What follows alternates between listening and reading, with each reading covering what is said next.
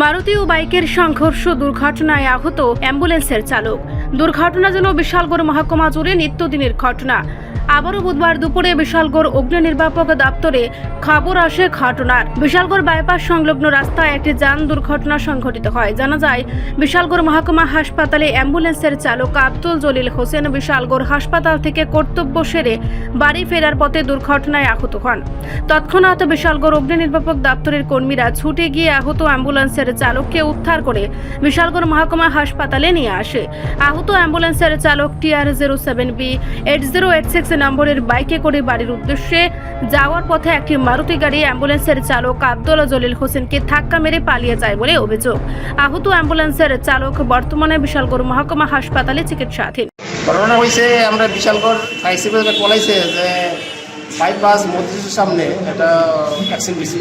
Already আমি গাড়ি নিয়ে গেলাম, গিয়া দিয়ে এটা মারুতি এক বাইকের বাড়িতে ফেলাই গেছে। আমরা বারোটি আমার বাইকের আরোহী পাইছি, কিন্তু মারুতিতে বাড়িতে ফেলাই গেছে। গাড়ির কোনো পরিচয়পত্র পাওয়া না, পরিচয় তো কিছু পাইছি। কিরকম এলেন স্যার? হ্যাঁ, ভালো নিয়ে দিয়েছে, মাথা মাথায় ব্যথা হয়েছে। কি নাম তার? তাই হয়েছে আব্দুল জলিল হোসেন, 55 বছর। বাড়ি কোন জায়গা? বাড়ি তো কইতারি না, আমরা বাড়ি উঠে দিয়ে কোনখানে পৌঁছেছে? আমরা এটা মসজিদের সামনে বাইপাস কোনখানে বিশালগড় মহকুমা হসপিটালে পাঠাচ্ছি। রিপোর্ট সংবাদ প্রতীক্ষা।